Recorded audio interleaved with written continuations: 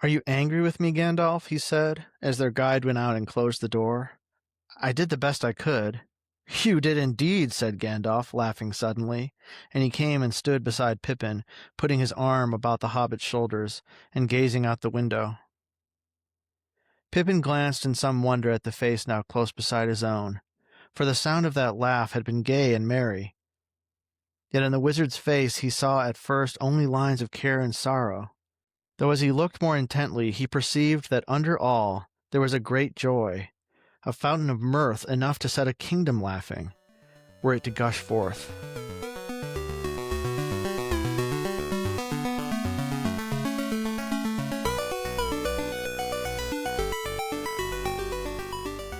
Welcome back to the Wayward Wizards podcast.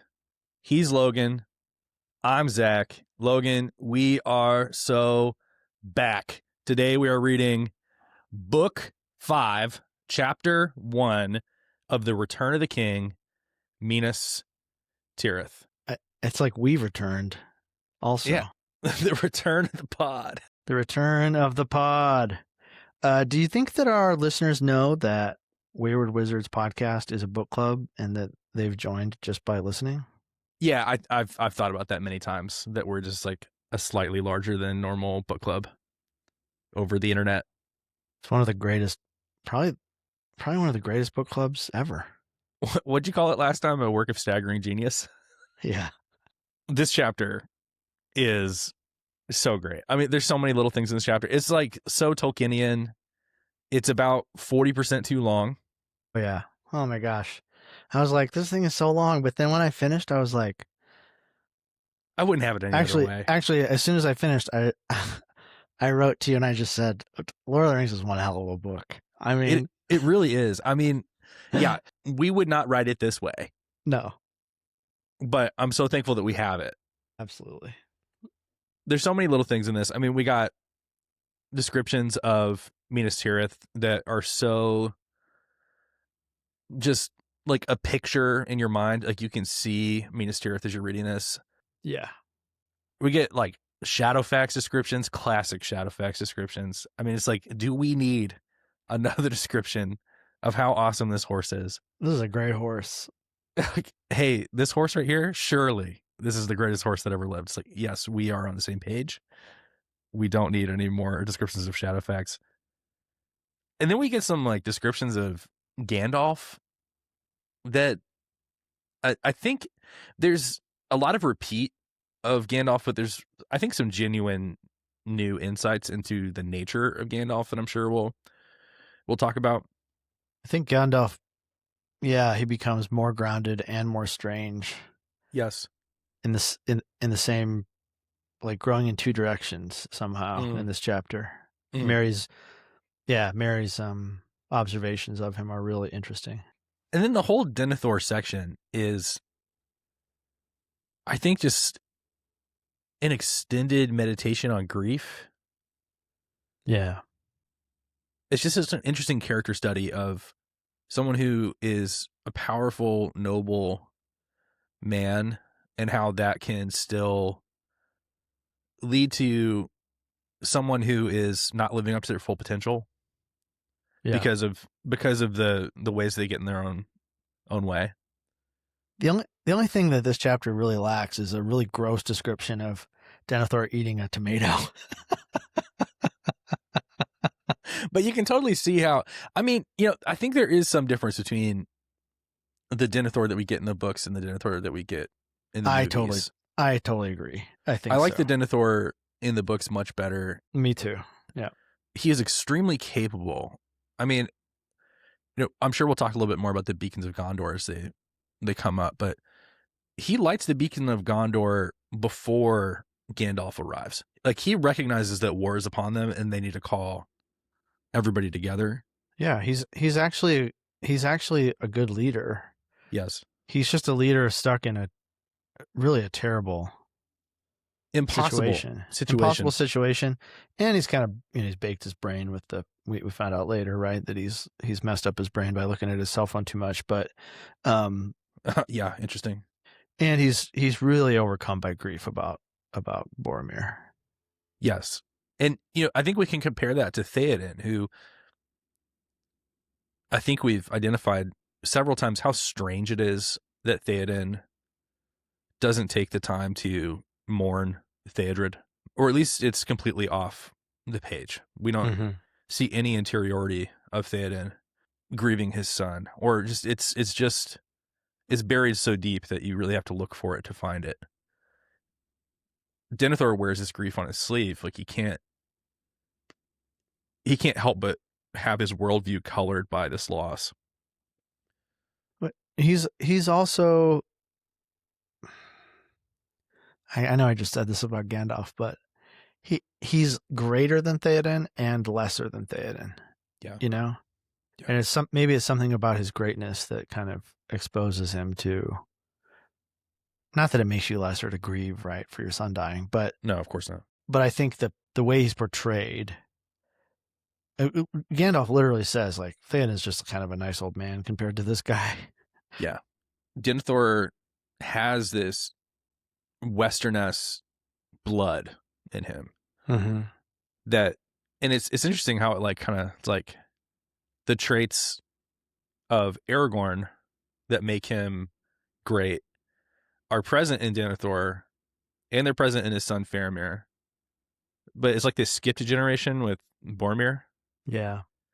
And there's a depth and like a majesty. I think in the last chapter of Faramir, or the last time that we saw Faramir, he was described as having a wizard's air about him, where Aragorn is able to take that elevated state and have like a kingly air. Denethor, he has that like kind of royalty to him, but he also has this like real sense of responsibility.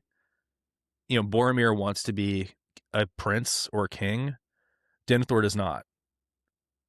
But that doesn't mean that he's going to just accept Aragorn when he comes. That's interesting. I didn't think about that difference between Boromir and Denethor. But I think it's also Gandalf who says, he preferred Boromir because Boromir was unlike him. Yeah, he was the one who was not like him. Yeah, that's so true. Yeah, and I think you're right that Boromir has all these traits that are so different than Denethor, and Denethor really is the right person to be the steward, but he's so overcome by the impossibility of like rising to the moment or something that he kind of collapses in the end. But see, and this is the chapter where we are given real hints that he is looking into the Palantir. Yeah. Aragorn himself, like when we're about to meet him, who is just a soldier, he's not a captain, right? He's not a highborn person. He's like, rumor has it that he like spends a lot of time in his private chambers and there's lights coming from it, and that he bends his will and wrestles with the Dark Lord himself. This is Denethor's secret, but people can kind of see something's going on. What's going on with him, and he has this ability to kind of wrestle with Gandalf as well. I'm sure we'll talk about it when we get there, but Pippin sees them sort of striving with each other in this kind of mental battle. And so you can see how I think Boromir, knowing Denethor's power and capabilities, might say like, hey, in the same way that Aragorn could wield the ring or Gandalf could wield the ring, so could Denethor. He's had his mind poisoned by looking into the Palantir, which doesn't show him anything untrue, but it saps all hope from him. And I mean, you joked earlier that he spends too much time looking at his phone, but there is something about the way that we receive news and the way that it can kind of shape our perspective on the world, and the way it can sap us of all hope. It can lead us to being, just resigned to the way things are. That is not helpful. And I think it's almost like a cautionary tale about the need to maintain hope. Right. There's something about the way Denethor is taking in information from the Palantir that overwhelms him because he knows too much, and his ability to have courage or, hope is diminished. I never thought about the idea that Boromir's intention was to take the ring back to Denethor. That's really interesting. And I like that you highlighted that, because I think you might be right that even though if I think that Boromir got his hands on the ring like anyone, he probably would not give it to Denethor. But the idea of the intention of like, I'm going to bring this back to my father, who is a spiritually powerful, capable ruler, right? Who's a wise person who has this kind of like this kind of capability beyond what I even have, or is different from kind of my whatever giftedness, is a really interesting reading. And I think that Boromir becomes more sympathetic in this chapter because of the way that Pippin talks about him. 100%. And I think that also helps me. It helps me view Boromir with a little bit more sympathy, to think that, you know, he had like a pure intention to bring this back to Dad. You know, it almost makes me view Boromir as a child in a way that I think helps me have some charity toward him. But you know, there's another tension. You know, we started talking about hope a second ago. There's a tension in the chapter where people recognize the stakes of this battle that's forthcoming. You know, if Gondor were to fall, if Minas Tirith were to fall, then Lothlorien, Rohan, Rivendell, and the Shire are surely going to fall too. There's like Boromir's assertion at the Council of Elrond and all throughout the book that Gondor is very important, that they are sort of the edge of the sword, is absolutely true. If Gondor is to fall, it is really the end game. You know, even if Sauron doesn't get the ring back, he will take over the world. He'll take over Middle-earth. But at the same time, we see from both Gandalf and from Baragond this belief that as long as there is even just a sliver of good remaining at the end of the day, that hope isn't truly ever lost. Yeah. So like, even if the worst happens, there is a sense that, you know, even just a small amount of good left in the world is enough for good to continue. I think that's a really beautiful thing. Yeah, I think so too, and I like that. I think, is it Baragond who says, you know, there's other places we can go. There's other fastnesses, and you know, we're not just gonna like roll over just because Gondor falls. And yeah, I'll just go ahead and read that. I'll go ahead and read that quote. Yeah, that'd be great. Baragond says, "Not though the walls be taken by a reckless foe that will build a hill of carrion before them. There are still other fastnesses and secret ways to escape into the mountains. Hope and memory shall live in some hidden valley where the grass is green." That's beautiful. It's really a beautiful scene. Yeah. Well, do you want to kind of just jump into the chapter? Yeah, totally. So last we met Pippin, he got itchy palms. That's right.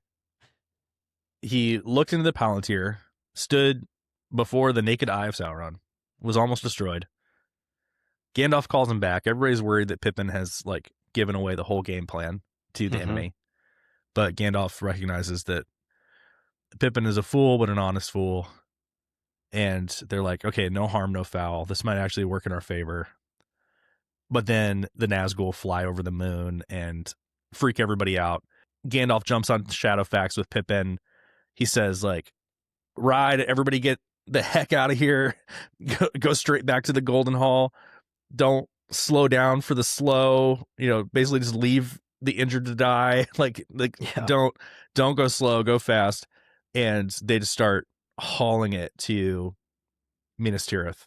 They ride for days and days, and we get little glimpses of, you know, Pippin, kind of through Pippin's perspective.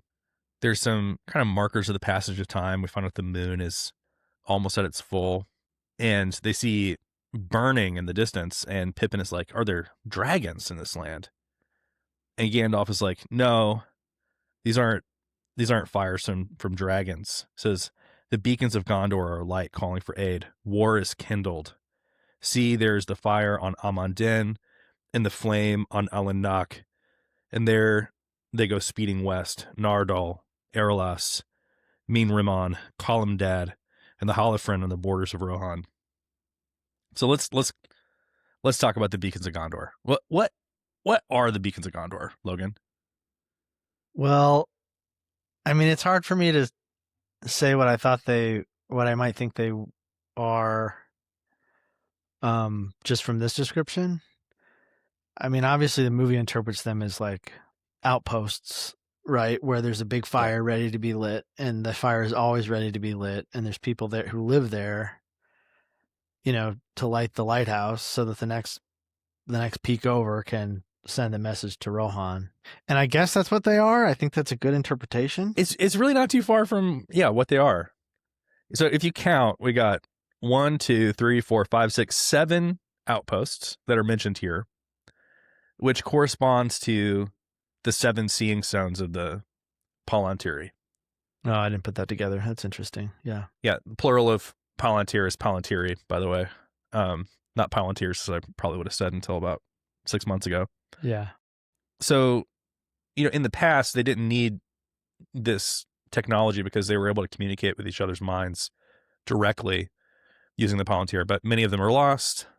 We know that one of them fell to Isengard, one of them fell to Sauron, so they're not like trustworthy sources of information anymore. In the movies, it's a way of communicating directly with Rohan to let Rohan know that they're calling for aid.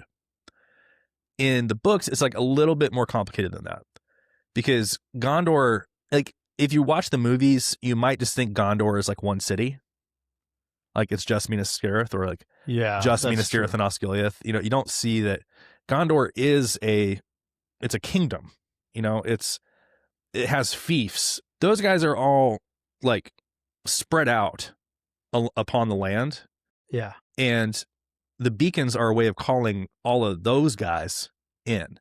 Oh, sure. Okay. It's a way of communicating to Rohan as well, but the king has like a special way of getting the Rohirrim news, and that's by sending outriders with something called the Red Arrow, which we're about to see in a short amount of time. That's like the direct call to Rohan, saying like the king is calling you for aid, for war. So the beacons are kind of a more general way of communicating, but the last one, Holofren, on the borders of Rohan, so it only goes like kind of to the borders of Rohan. So you couldn't like see this from Edoras. Right. So yeah, it's slightly more complicated than it is in the movies. And in the movies, it's given as a chance for Pippin to kind of show his valor and give Pippin kind of something to do. Yeah. But Denethor is a smart, capable leader, and even though he's imperfect and he's about to fall to madness in like a very short amount of time, he recognizes that war is coming and that he needs to call his fiefs back into this stronghold. Right. I mean, the other thing that I think the movies sort of screwed up in my mind, like it looks like Gondor is just one city in the movies, which is not true.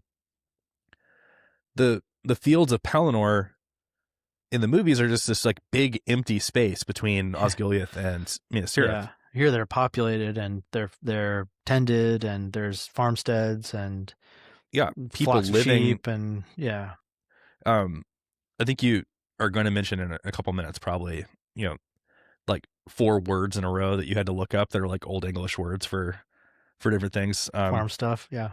Yeah. Farm stuff. So, this is like a populated area, but it's like an incredible distance that Gandalf covers in this short amount of time. I mean, he starts with Pippin kind of like on the other side of Edoras.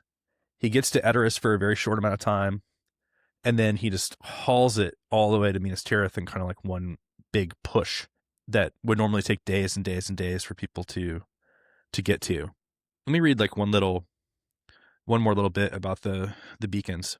It says, Pippin became drowsy again and paid little attention to Gandalf, telling him of the customs of Gondor, and how the lord of the city had beacons built on the tops of outlying hills along both borders of the Great Range, and maintained posts at these points where fresh horses were always in readiness to bear his errand riders to Rohan in the north, or to Belfalas in the south. It is long since the beacons of the north were lit, he said. And in the ancient days of Gondor, they were not needed, for they had the 7 stones. So we're getting all this like kind of background information, and Pippin is like snoring through it. Yeah, and Pippin had been so eager to ask Gandalf all these questions, in the last the chapter we last saw him. And here he can't even keep his eyes open. Although he's just had this thing where he's had this horrible experience staring into the eye of Sauron, but it is funny how he's just such a hobbit, and I think very childlike in this chapter in ways that are really fun to read. So they come to this outpost, which is, basically just like a military outpost with a wall that is being repaired, and they come upon these men of Gondor who are tending this wall, and they're essentially like, oh my god, like who are you people? Like, we know you, Mithrandir, but like, what is this like little guy with you? Is this a dwarf? Like, what is this thing? Gandalf's look. He's like, look, he's with me. And by the way, as for valor, that cannot be computed by stature.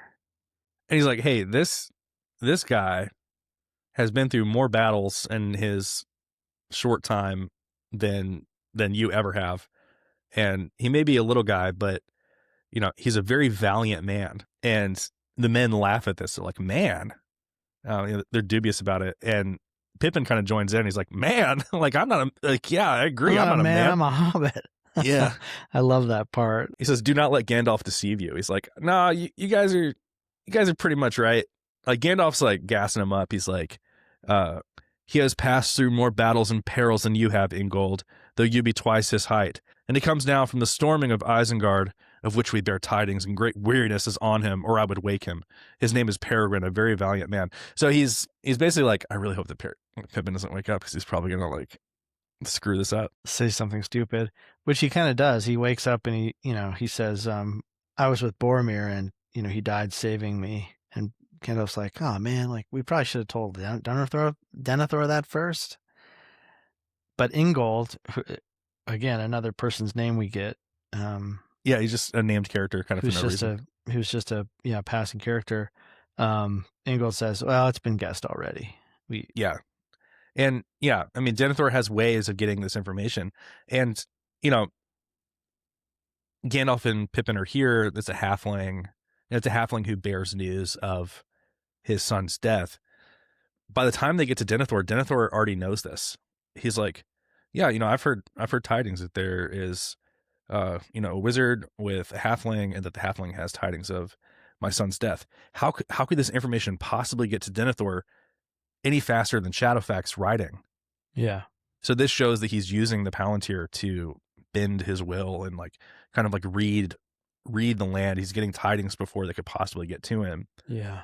I think it's interesting that, so they're at this like wall. Gandalf calls it the wall of the Pelennor, and which is like this kind of defense, outside of the city. It still seems like it's quite a ways away to Minas Tirith.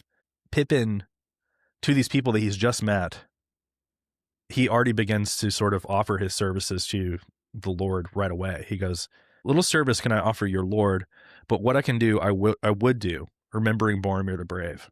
Yeah. So kind of the seeds of his service to Gondor are already kind of being sown here.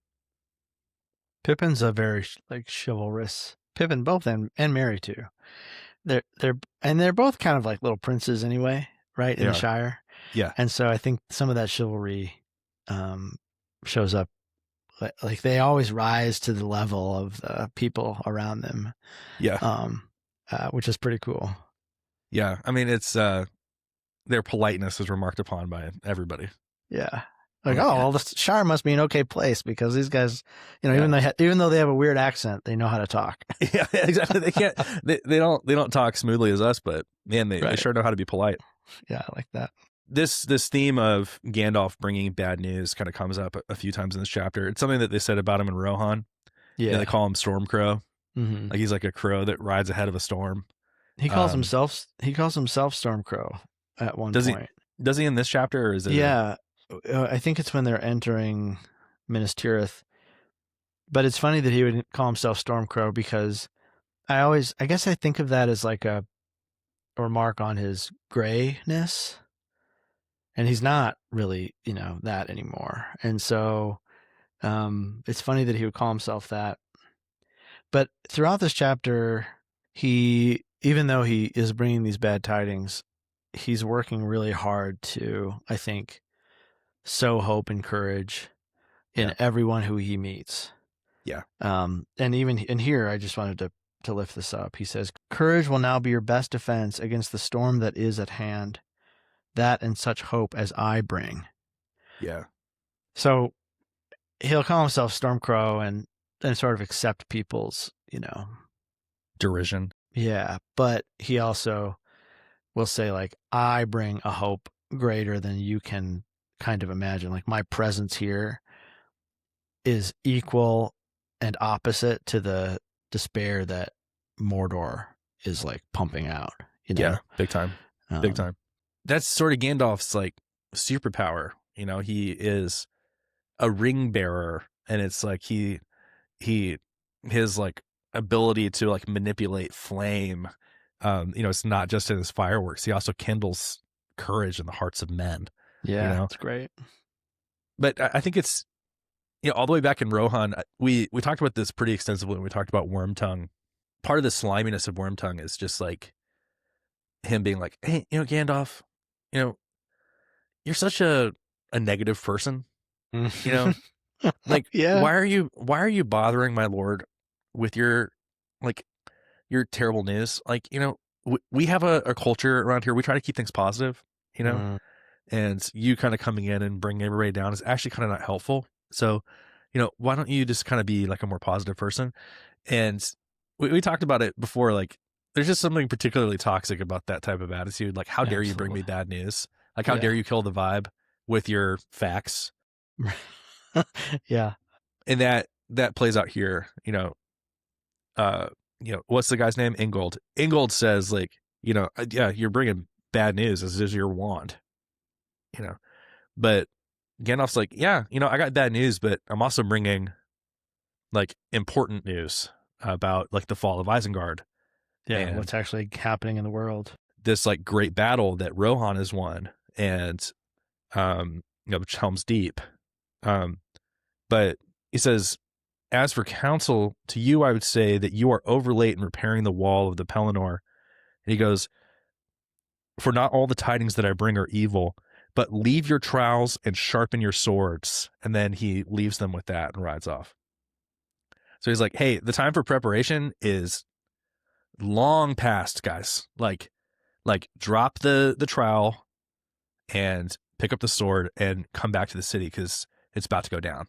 Yeah. Yeah. He's like, I want to say rallying the troops, but it's more than that. He's like Fatty Bulger, he's like, yeah. Yeah, he's setting like an alarm cry for the city to really prepare itself. Yeah. Yeah. Man, there's a lot going on in this chapter. There's so much. Yeah, we haven't even gotten to Denethor yet. Yep.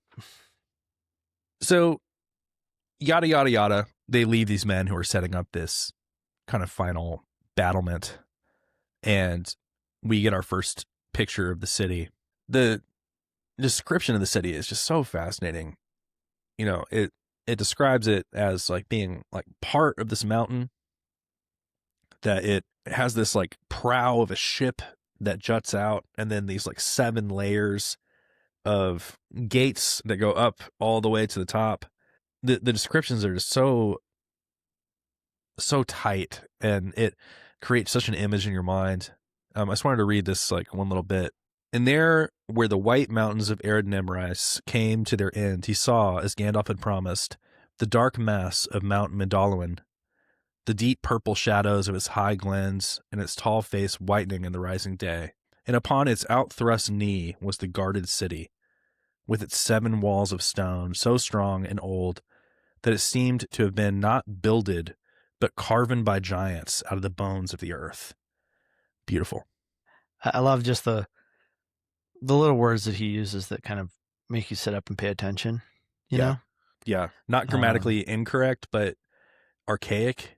Archaic, yeah, for sure. Like But archaic usages that kind of, it really, I mean, it suits the setting, yeah. of Minas Tirith, and I think it helps us kind of understand that we've like entered into a new place, right? And there's a tonal shift, like we're entering into Minas Tirith, and Gandalf doesn't talk the way that Gandalf usually talks now. Like from here on out, Gandalf speaks in soliloquies, like court speech, kind of, like yes, he's more eloquent. He uses more words to say what he needs to say, because part of politeness is like using more word. Like, have you ever noticed that like when you're being really polite, you use more words?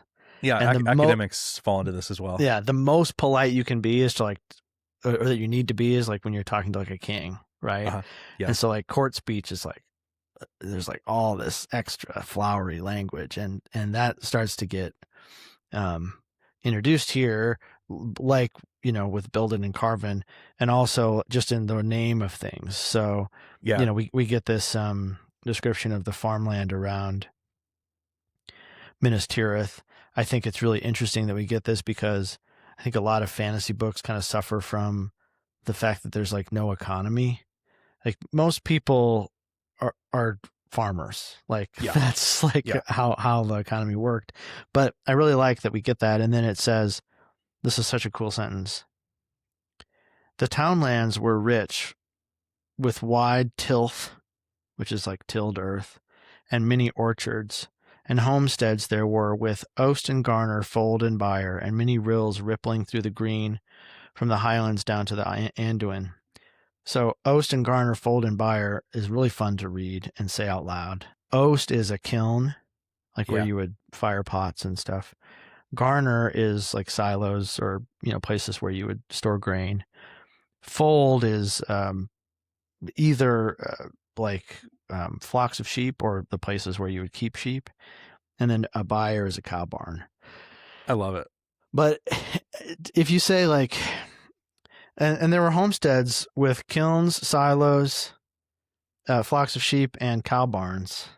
Yeah, it's not nearly as cool. It's not nearly as cool as oast and garner, fold and byre, which makes you want to sing.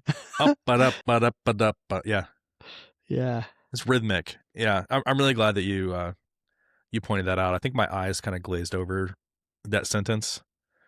But yeah, a couple other like archaisms that make their way in are the word kine, which is a word for cows. So it's Kine. Keep kine in the byre. Oh, interesting. Yeah, never heard that. And the word wain is used several times. But for like a covered wagon, kind of, right? Yeah, or like a cart. And a cart. Yeah. Throughout the book, the Big Dipper is referred to as the wain. Right. So there's lots of just like little archaisms that find their way in. But there's like we talked about Lord of the Rings and the changing of the tone. I think that this is like a new stage of Gandalf that we're getting. Yeah, totally. And it's kind of like Gandalf's foot is on the gas all the way to the end of the book from here on out. Like there's no more Shire Gandalf. This is like the fullness of his purpose. Yes. Right? Yes. So he's fully stepped into that role. So they roll up to the gates, and the men start shouting his name, Mithrandir, Mithrandir. They say, now we know that the storm is indeed nigh. And Gandalf says, it is upon you. I have ridden on its wings. Let me pass. I must come to your Lord Denethor while his stewardship lasts. Whatever betide, you have come to the end of the Gondor that you have known. Let me pass. And it says, the men fell back before the command of his voice and questioned him no further, though they gazed in wonder at the hobbit that sat before him and the horse that bore him. There's that word command again. When Gandalf tells you to do something and he's like in the fullness of his Gandalfianness. Yeah, you do it. you cannot help but do it. Right. They're moving through the city. Like there's great descriptions of the city.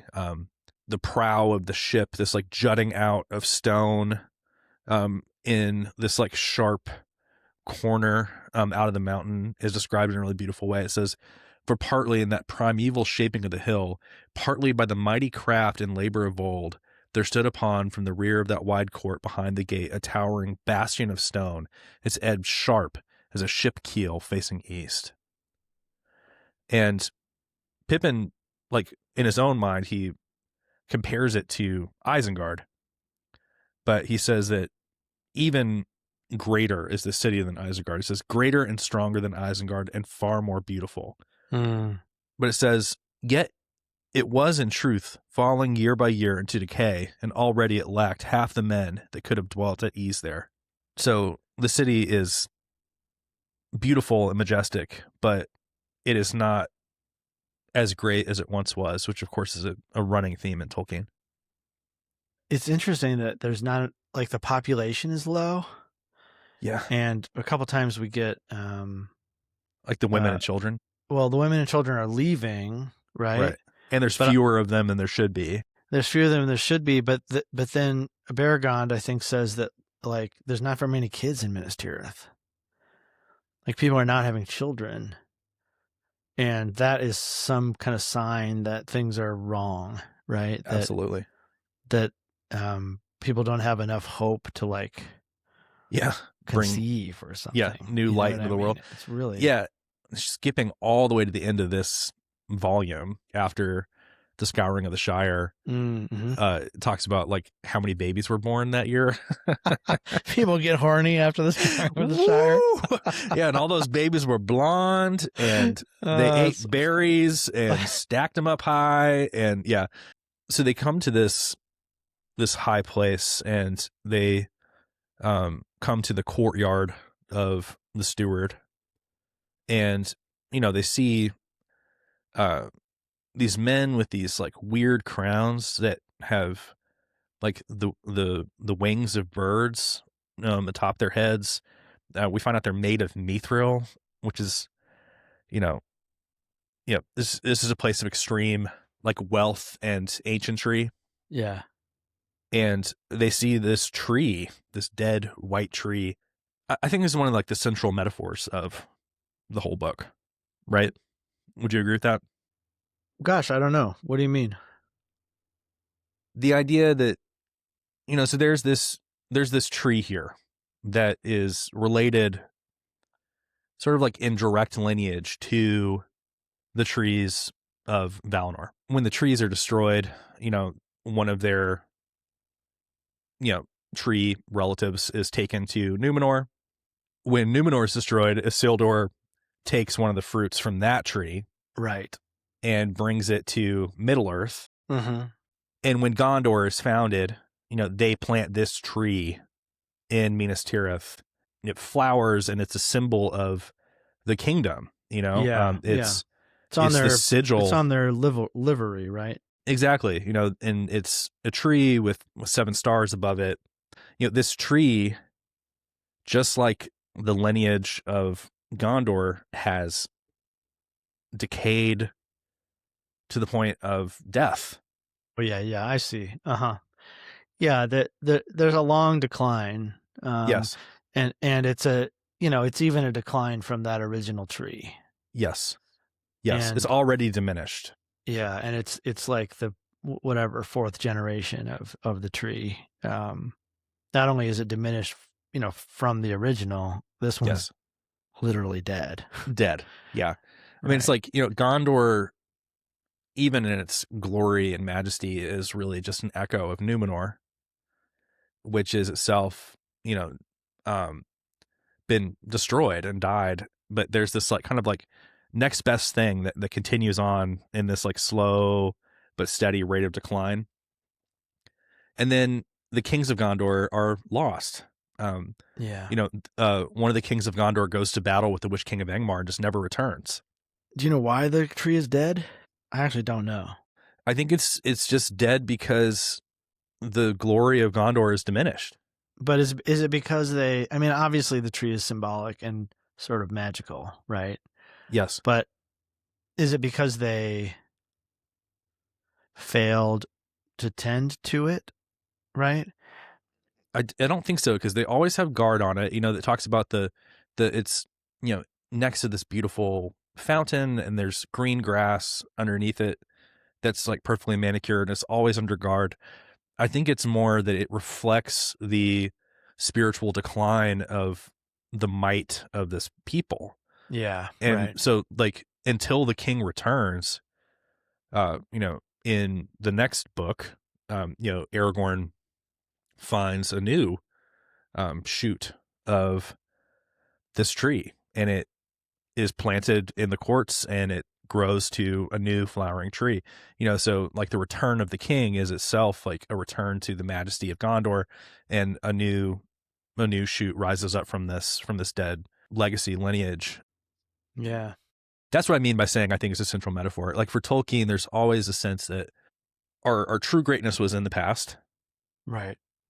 and we really are just shadows of the great human beings who lived before us, who were different, more in tune with God. We're just lesser sons of a great house. Right. I definitely think that scans as a metaphor for one of the things that, Tolkien is invested in and is trying to say through these books. I don't know. Maybe that's not right. I don't think the book is actually about decline. I think it's about other things, but I think that sense of decline theologically that Tolkien has as a Catholic is just part and parcel with the work. And that the tree, being dead is definitely symbolic of the fact that Gondor has slipped from its former glory, and that it doesn't have a king, which I think for Tolkien symbolizes some kind of sovereign connection to divinity. Absolutely. Well, let's move ahead here. So they make their way past this dead tree in this courtyard, and they are preparing to enter into the Hall of Denethor, and Gandalf gives Pippin just one of the most hilarious pep talks, I think, of the entire book. He goes, "Hey, be careful of your words, Master Peregrine. There's no time for hobbit pertness." So he's like, "Hey, don't mess around, all right? Don't crack any jokes. This is serious war business. No hobbitry." Yes. He's like, "Theoden is a kindly old man. Denethor is of another sort, proud and subtle, a man of far greater lineage and power, though he is not called a king." Is it interesting to you that he calls Theoden a kindly old man? Yeah, that's kind of what I meant, that like Theoden is like just a nice old He's guy simple compared to this guy. Yeah. Like he's kingly, but he's not a king. Right. He is like great lineage and power. He says, "But he will speak most to you and question you much, since you can tell him of his son Boromir. He loved him greatly, too much perhaps, and the more so because they were unlike. But under cover of this love, he will think it easier to learn what he wishes from you rather than from me. Do not tell him more than you need, and leave quiet the matter of Frodo's errand. I will deal with that in due time." So he's basically saying like, hey, he's going to, rather than speak to me, he's going to speak to you, because you're going to be easier to squeeze information out of. And he's going to use the death of his son to like tug at your heartstrings and try to get you to say more than you're supposed to. Right. Exactly. Gandalf is so smart. Yeah, Gandalf as a strategist is so it's one of my favorite things about Gandalf is when he's sort of talking strategy and thinking, a few steps ahead. Yes. It's really pleasurable. And it's fun to kind of like be with Gandalf because he's so capable. He's the smartest person in the room at all times. Yeah, absolutely. And he goes, "And say nothing about Aragorn either unless you must." And Pippin is so dense. He's like, "Why not? Like, what's wrong with Strider?" Like, why can't I talk about Strider? And Gandalf's like, "Look, I don't have time to give you a history lesson right now, but like, can you just like think it through for a second, please?" Yeah, Pippin's like, he's going to be here any minute anyway, right? Like he's been talking this whole time about how he's going to come this way. He goes, "Maybe, but if he comes, it is likely to be in some way that no one expects, not even Denethor. It'll be better so, least he should come unheralded by us. But Pippin is just like, he's like, he's still not getting it. He goes, Master Pippin, there is no time to instruct you now in the history of Gondor, though it might have been better if you had learned something of it when you were still bird's nesting and playing truant in the woods of the Shire. Do as I bid. It is scarcely wise when bringing the news of the death of his heir to a mighty lord to speak overmuch of the coming of one who will, if he comes, claim the kingship. Is that enough? And still doesn't get it. Kingship? Gandalf is like, yes, if you have walked all these days with closed ears and mind asleep, wake up now. And then he knocks on the door. It's so Gandalf. I mean, it's so, full of a toque. Full of a toque. I mean, God, it's so great. It's so good. Yeah, and Pippin is just such a dumbass. I love it. Wake up now. Yeah, he just pays as little attention as he possibly can at all times, which is such a teenager thing to do. Totally. Even though he's a 29-year-old teenager, which is pretty funny. Yeah, that's funny. So they walk past these like statues of kings that remind Pippin of the Argonath, which I think is such an interesting throwback. And Gandalf walks towards Denethor, who is sitting in a dark chair at the base of a throne. Yeah. The throne is up high, and he's sitting on ground level on this dark chair. And Gandalf says, "Hail, Lord of the Steward of Minas Tirith, Denethor, son of Ithilien. I am come with counsel and tidings in this dark hour." And Denethor responds, "Dark indeed is the hour, and at such times you are wont to come, Mithrandir. But though all the signs forebode, the doom of Gondor is drawing nigh. Less now to me is that darkness than my own darkness. It has been told to me that you bring with you one who saw my son die. Is this he?" Less now to me is that darkness than my own darkness really underlines what's happening with Denethor. Yes. That there is a darkness in the world and a threat, but Denethor is bringing his own grief. Yes. Over all of it. Yes. There's a way in which we contend with the events of the world, which we all have to do. And again, I'm not saying that Denethor should just be optimistic, right? His son died, and the kingdom for which he's ultimately responsible as the steward is going to be destroyed. Yes. As far as he knows. Right. But he's bringing his own lack or sense of despair to it, which just like exponentially doubles the true fact that you should be afraid. Right? Like there's a reason to be on the edge of despair, but you don't need to tip yourself over into it. Yes. Which is, I think, what I think that's what that means. My own less now to me is that darkness than my own darkness. Yeah. Which is also just ripped straight from Shakespeare, isn't it? I mean, I feel like that could be right out of Hamlet. Absolutely. Less now to me is that darkness than my own darkness, even though the doom of Gondor is drawing nigh. All the signs forebode that the doom of Gondor is drawing nigh. And he also, he's cruel in his grief. He's hurt. And so he says hurtful things about his own son. He says, "My Boromir, now we have need of you. Faramir should have gone in his stead." I mean, so he's all but saying, I wish that my favored son had lived, and the son that is most like me had died.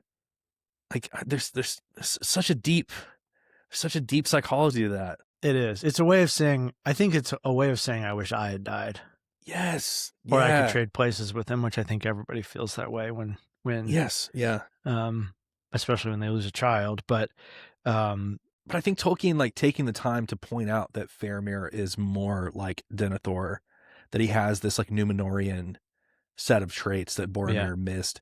I think you're so on the nose there that Tolkien is tapping into this psychology of grief that he understood as well as anybody who ever lived. I mean, his parents dying at a young age, his friends dying in World War I. He knew what it meant to suffer heavy loss.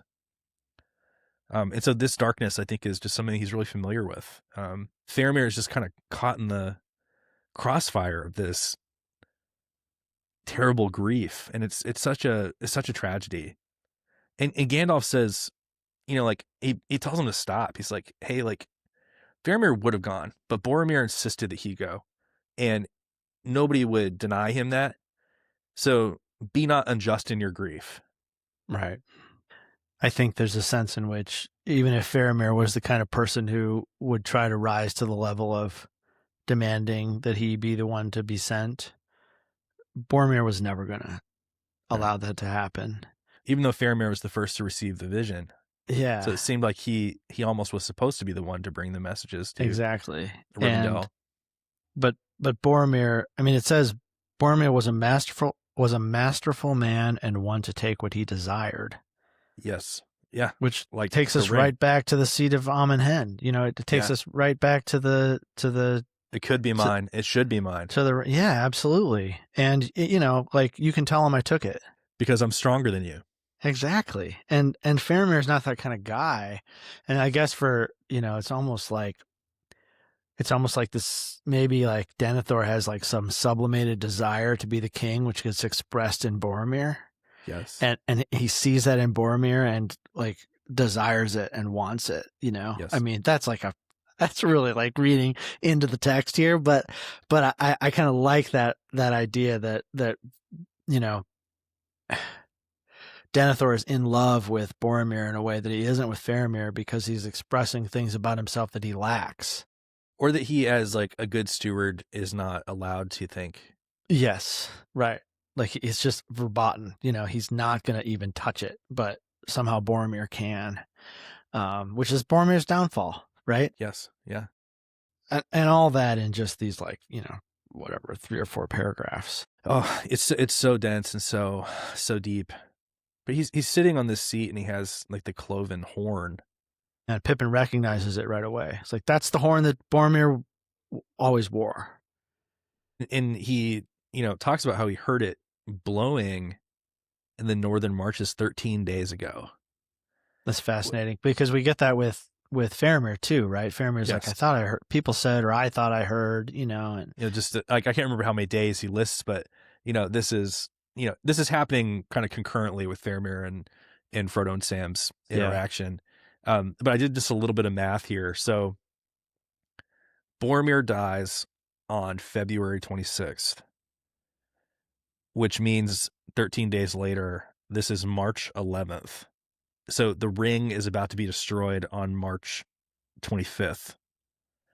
Like this is like so much happens in a really short period of time. Like I'm always just shocked by how quickly things move after Boromir's death to like kind of the end of the story, or like the end of the quest, at least. It feels so much longer because of how much happens and the way Tolkien tells the story. But yeah, it's not 17 years. That's for sure. It's once Boromir dies, it's just it's like a month, almost exactly a month between Boromir's death and the end of the quest. Denethor has this like incredulity about like how Boromir could have even died. He's in this like denial of Boromir's death. He's like, he's so strong. Like, how could he have fallen just by orcs? Because Pippin says like, he defended me and my companion to the death against these orcs. And, even though we were captured, he, died valiantly defending us. And Denethor is like, how could that possibly be true? He's like, how did you escape? And yet he did not, so mighty a man as he was, and only orcs to withstand him. I think Pippin's reaction here is so... We don't always get like real thick descriptions of characters' emotional reaction to things or their interior, we get thoughts, but not exactly emotions. But Pippin flushed and forgot his fear.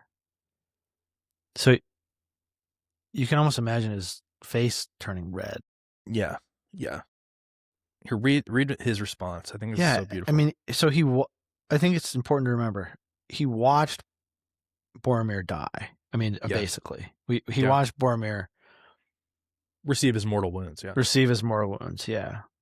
And he says, the mightiest man may be slain by one arrow, and Boromir was pierced by many. When I last saw him, he sank beside a tree and plucked a black feathered shaft from his side. Then I swooned and was made captive. I saw him no more and know no more, but I honor his memory, for he was very valiant. He died to save us, my kinsman Meriadoc and myself, waylaid in the woods by the soldiery of the Dark Lord. And though we fell and failed, my gratitude is none the less. And he's still, I mean, even after that, he's still standing up to Denethor. Pippin looked the old man in the eye, for pride stirred strangely within him, still stung by the scorn and suspicion of that cold voice. Yes, he's proud, you know? I mean, he's like, nah, man. Like, yeah, I may be small, but like, you know, even a kingly man like you, like, is not going to tell me, yeah, you know, who Boromir was, because I knew Boromir. Boromir was my friend, and he's proud of Boromir, and proud to have been Boromir's friend, and proud to have I've sort of like had the esteem in Boromir's eyes that Boromir would sacrifice himself to be worthy of his sacrifice. Yeah, yes, you're so right. Amazing, right? Yeah, you're so right. He's like, don't diminish his memory by making him something that he wasn't. Right. Like, honor his memory by remembering who he was. Yes, and in Tolkien's mind, I mean, it becomes really clear in this chapter that in Tolkien's mind, Boromir is 100% exonerated. Yes. By that sacrifice. Yeah, that's the pinnacle of his life, yes. Exactly. And for Pippin, it's true also. And maybe even more so because it was Meriadoc and Pippin who Boromir died for. Exactly. Pippin says, little service, no doubt, will so great a lord of men think to find in a hobbit, a halfling from the northern shire. Yet such as it is, I will offer it in payment of my debt. And he offers Denethor his sword. So Denethor accepts Pippin's offer of his sword. He says, give me the weapon. And he marvels at this barrow blade, which, you know, Tolkien tracks this blade all the way from the barrows to like let you know this blade is sick and it's consequential. He goes, whence came this? Many, many years lie on it. Surely this is a blade wrought by our own kindred in the north in the deep past. Yeah. And Pippin's like, yeah, that's from a haunted haunted hill where we got it from this like evil wight, but I'm not going to tell you much more about it. Yeah, not a big deal. But he uses this like kind of ancestral blade of Denethor's people to swear his allegiance to Denethor.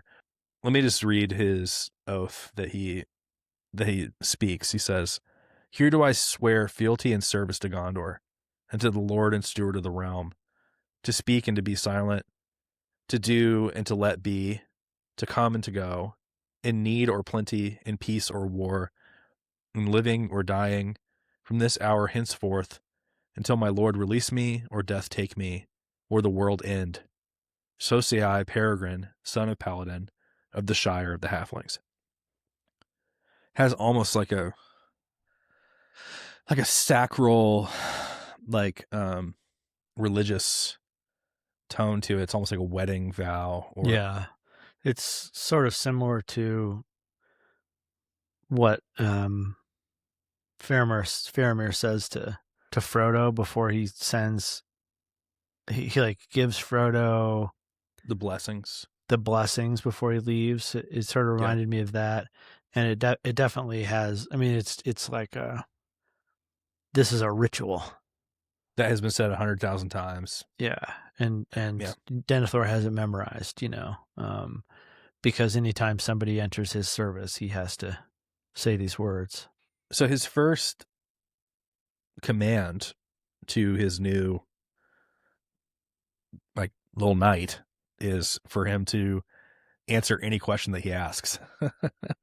Yeah, I was like, uh-oh. Yeah. Speak and be not silent.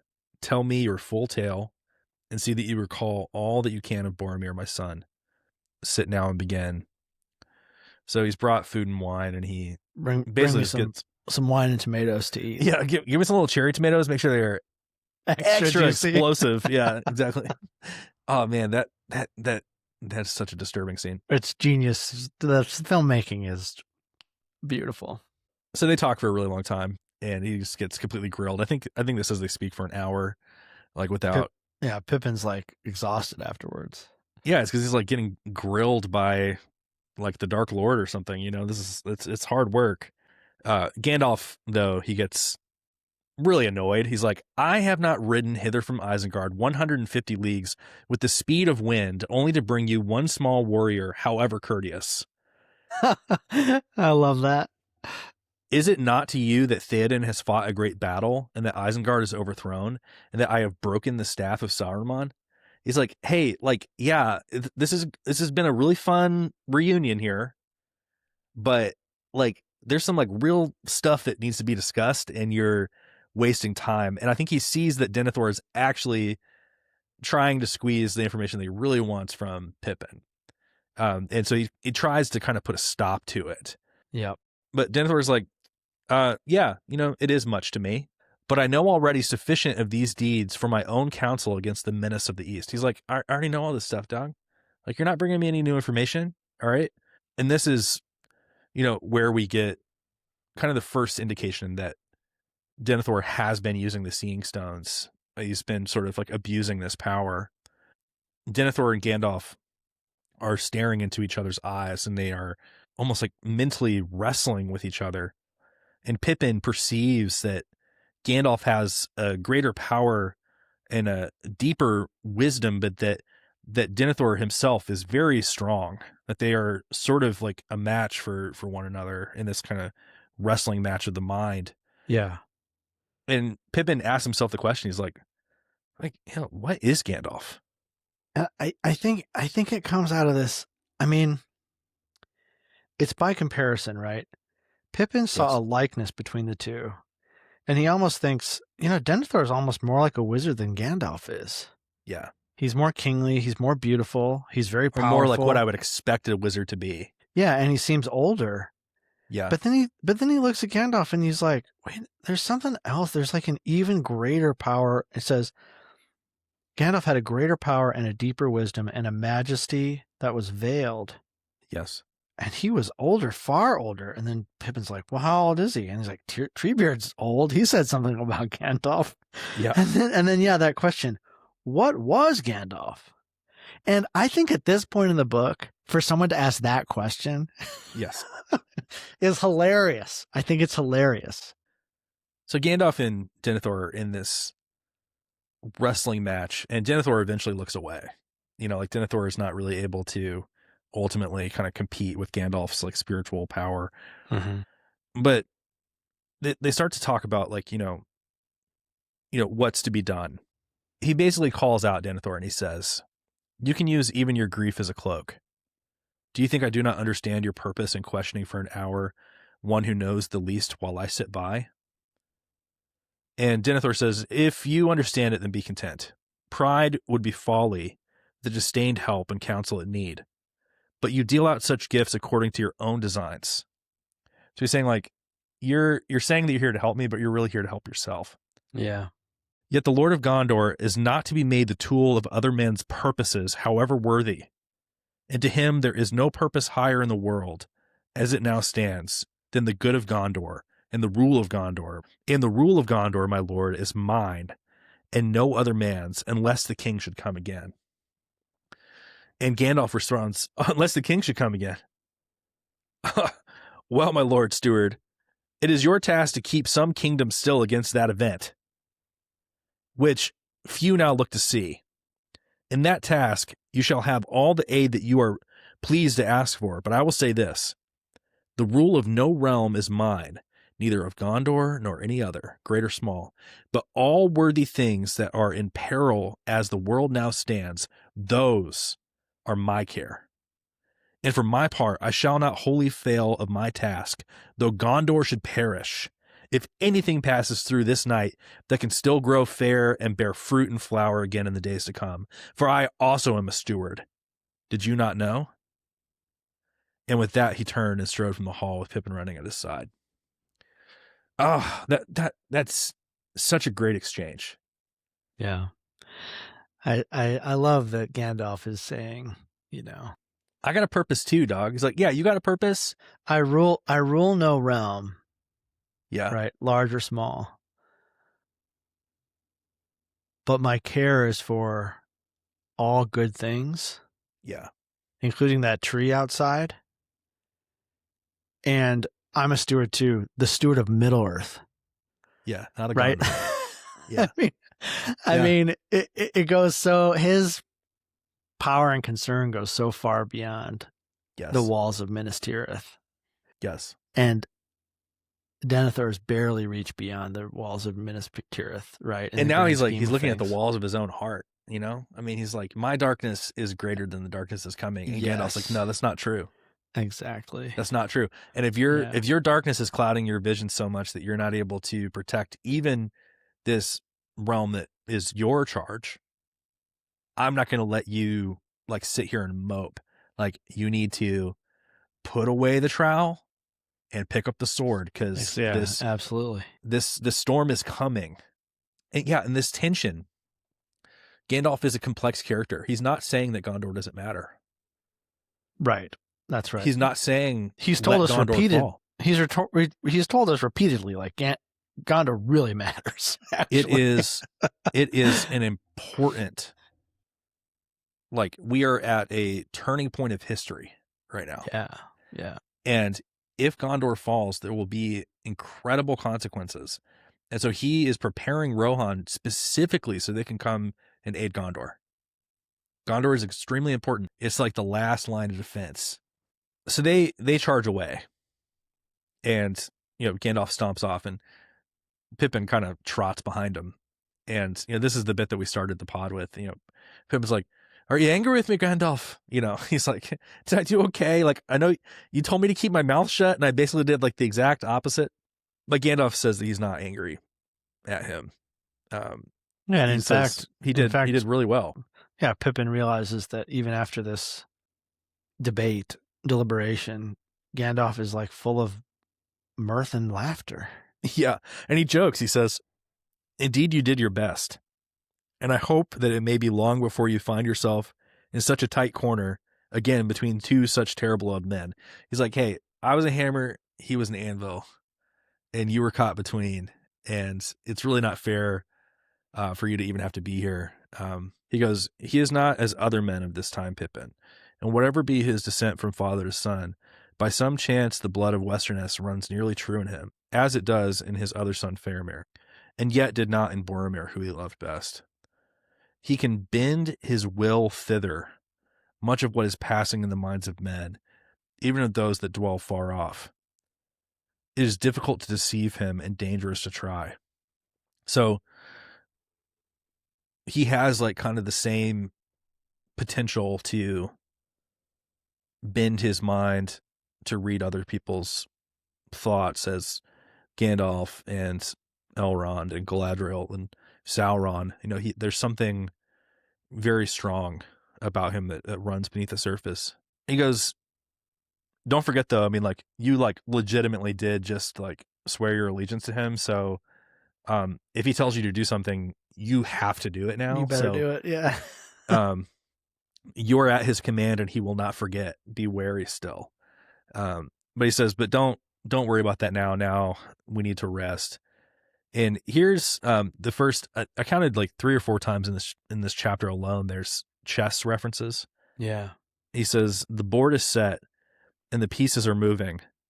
One piece that I greatly desire to find is Faramir, now the heir of Denethor. I do not think that he is in the city, but I have had no time to gather news. So he doesn't know that, Faramir is abroad. Of course, he's, actively like with Frodo and Sam right now, which he has no way to know. He goes, but the enemy has the move, and he is about to open his full game, and the pawns are likely to see as much of it as any. Peregrine, son of Paladin, soldier of Gondor, sharpen your blade. and he goes off to try and find Faramir to kind of try and get the lay of the land.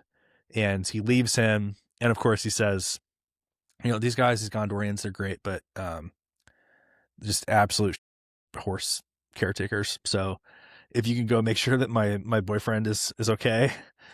Yeah, could you take my boyfriend a little treat? They're kindly to beasts, but if you could go check on him. This, like what we've discussed now, I think is really the heart of the chapter. I think we can kind of like yada yada through the rest of it. I think the rest of the chapter, and I was thinking this as I was reading last night, because I was like, this is too long. It should have ended. If we were writing the story, we would have stopped here. Right, and then Pippin went to sleep, and the next morning he met Gandalf, and they Yeah. But what Tolkien gives us is the little gift that Tolkien gives us is a pretty full picture in not that many not that many paragraphs of what is Minas Tirith like. 12 pages of what is Minas Tirith like. Yeah. What are the people like? What are their hopes? What are their children like? What are the men like who live here? Why is this a place like worth fighting for? Right. And what is still good about it? What is I don't know. What is the place? And why is it worth saving? Yeah. Right. We're going to spend a lot of time here. And so, so it sets up the kind of like risk that everybody's under, this thing that we might lose. Yes. And I think it also gives us a sense of like place of like where the action's going to occur. You know what I mean? Yes. The other thing I love about it is that when, and this is sort of an aside, but when Pippin and Beargill are talking,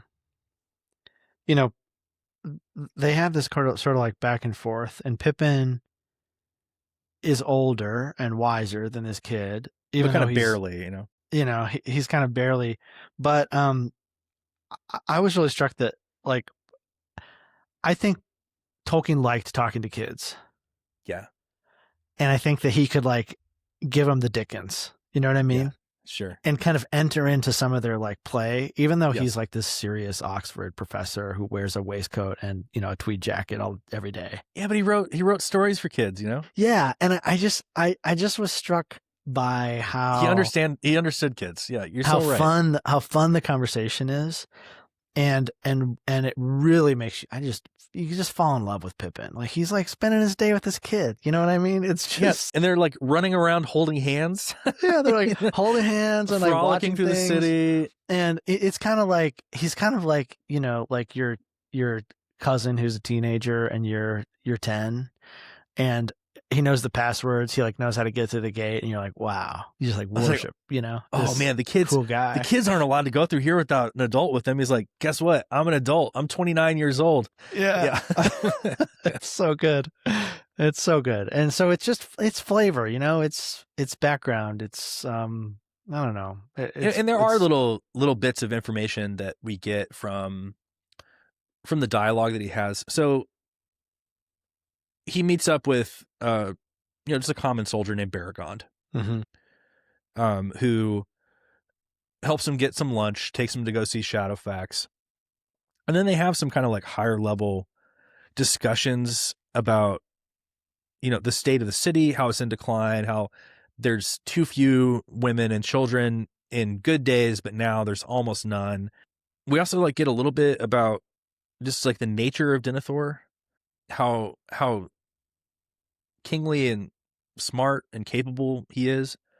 There's the question that Pippin asks, but why were the beacons lit 2 nights ago? And Baragond is like, because he sees far off.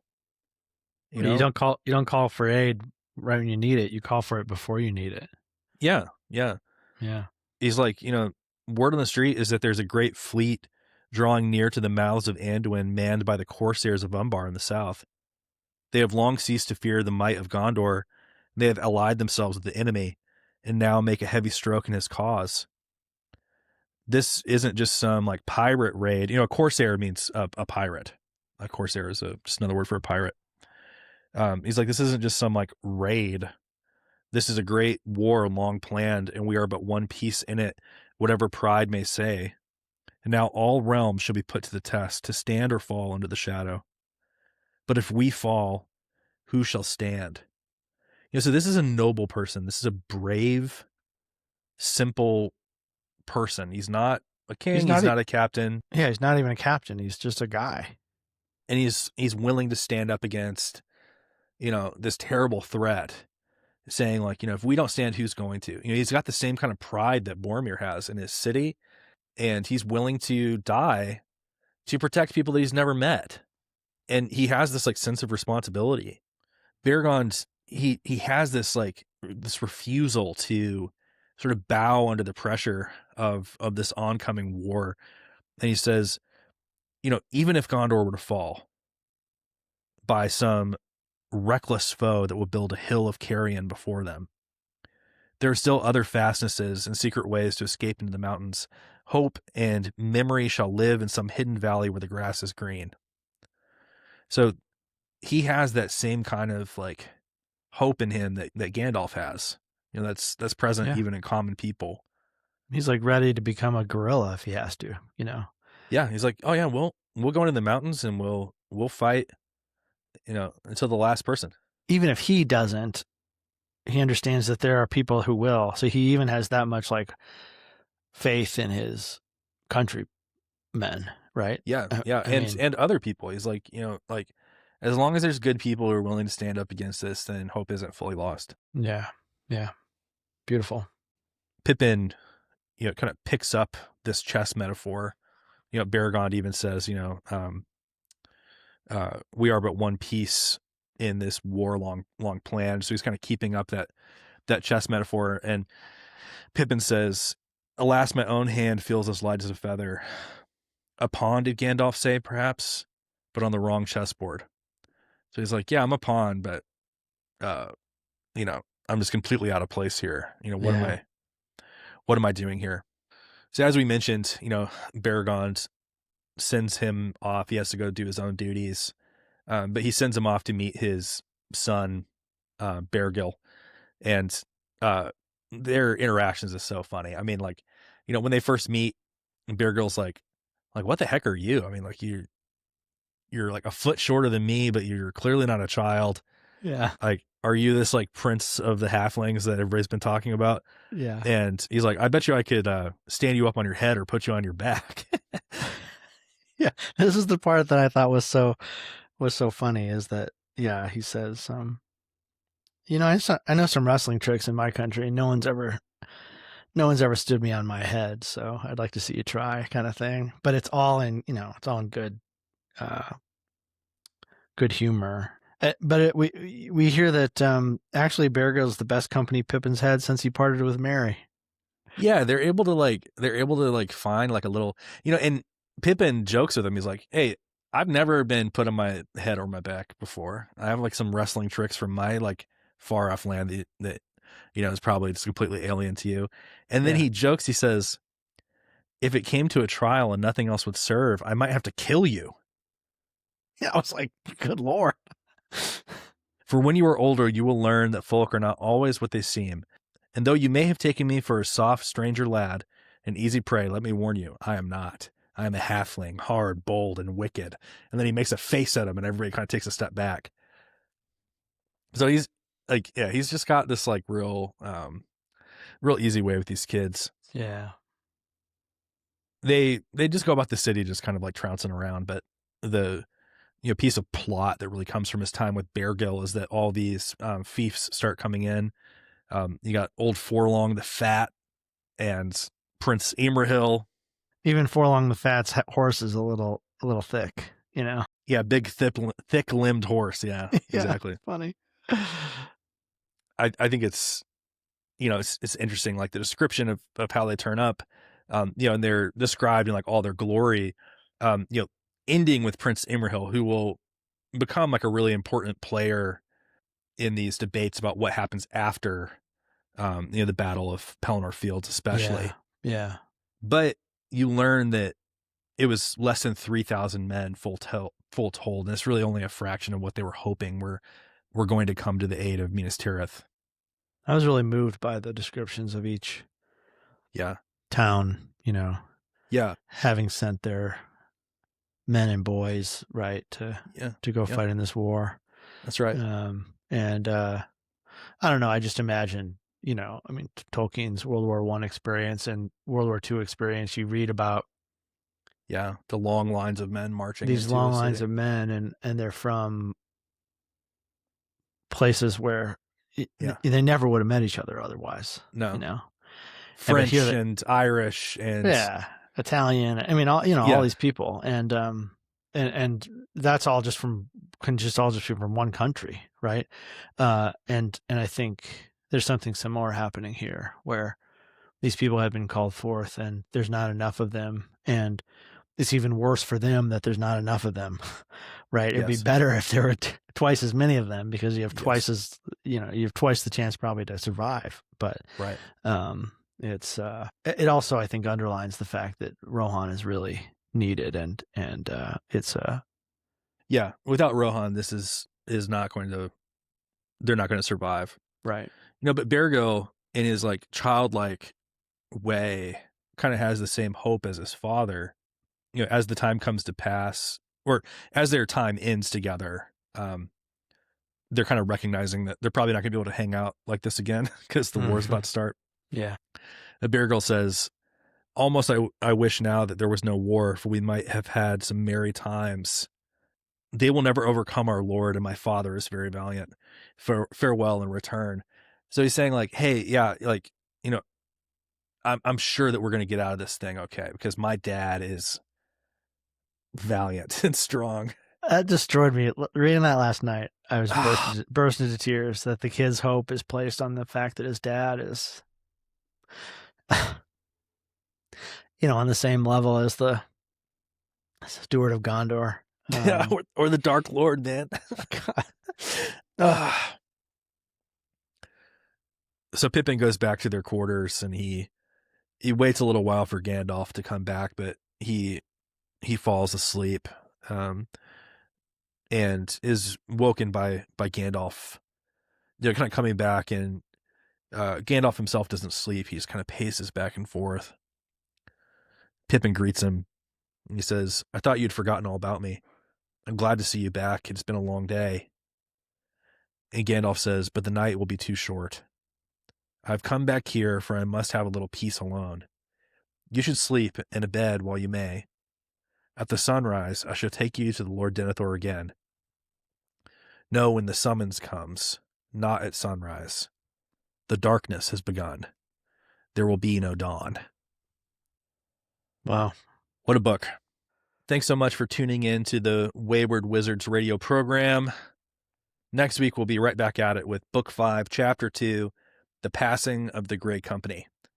If you want to help out the pod, don't forget to subscribe, to leave a rating or review on Apple Podcasts or on Spotify. Follow us on YouTube. If you want to learn more, you can go to waywardwizards.com or email us at info@waywardwizards.com. But until next time, remember, valor cannot be computed by stature.